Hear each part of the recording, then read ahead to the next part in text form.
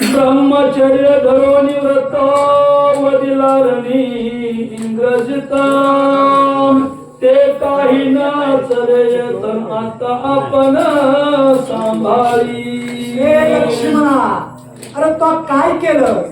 ब्रह्मचारी व्रत धरलं आणि व्रत धरून रणामध्ये इंद्रजिताला वचस ते काही बाकीचं चालणार नाही, तू एवढं कर असं पूस लक्ष्मणाशी बोलत आहे. या लता मृगांचे बळे बंधू सोडवू आले ती सबळे भरत शत्रुघ्न वानर पाळ पाहतशा भोगिता ती. आणि या लतामध्ये सगळे बंधू तुझे आलेले, सगळे बंधूची तुझ्या वर्त समजायचे काय वातावरण केले, काय दशा केली तुझ्या डोळ्यानं बघ असं लक्ष्मणाला पूस बोलत आहे. आता तुम्हा त्याची गती विमुख झाला श्री रघुपती आवगी तुमची गेली शक्ती हे निश्चिती जाना त्यांच्या सारखीच पण तुझी पण आज गती आहे.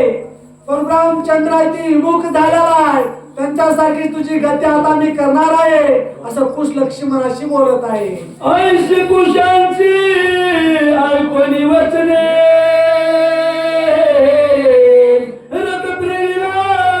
लक्ष्मणे लटतारूप सत्राने कर्णापर्यंत ओढिले.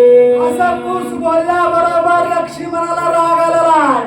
त्या रागामध्ये लक्ष्मणाने रथ वळवलेला आहे, धनुष्यबाण हातामध्ये घेतलेला आहे आणि बाण घेऊन लक्ष्मण काय करतो ते आपण ऐकूया.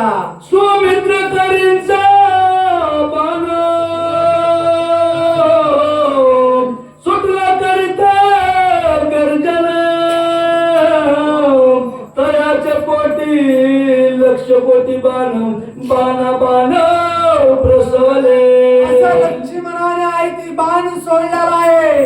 गर्जना कलाकला गडगड गडगड अशी गर्जना आलेली आणि त्याच्या बरोबर असे लाखावर बाण तयार झाले आणि त्या कुसावर त्या ठिकाणी सुटलेले आहे. जैसे मुखातून अक्षरे निघती नानावर्ण उच्चारे तैसे सौमित्राचे निशरे शरात शर प्रसवत. आपल्या मुखामधून जसं बोलणे निघते, अक्षर निघते, त्याप्रमाणे लक्ष्मणाचे बाण त्या कुसावर जाऊ लागलेले. जैसा पर्जन्याच्या धारा आच्छादिती गिरीवर तैसा स्वामीचा शरधारा गगनपाणी व्यापिले. जसा आकाशातून पाऊस जसा पर्वतावर पडतो त्याप्रमाणे लक्ष्मणाचे बाण त्या कुसावर जाऊ लागलेले आहे. संधान सुमित्राचार्य भूप देखून काय करी जानकी सुत नमुख बाण घेऊन त्वरित परदावरी मोकलिला. अशा लक्ष्मणाचे बाण असे सुटलेले आहे. हे लक्ष्मणाचे बाण पाहून हेच कुस आहे ती काय करतो ते आपण बघूया. खंडना झाली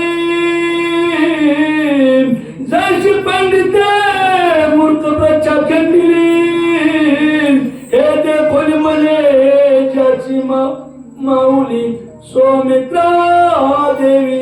तसे बाण येतात तशा लावून समजा ते बाण छेदणारे जसे एखादा मूर्ख असतो आणि पंडितापाशी बडबड करतो त्याप्रमाणे कुस आहे ती त्या लक्ष्मणाच्या बाणाचा सवार करत आहे.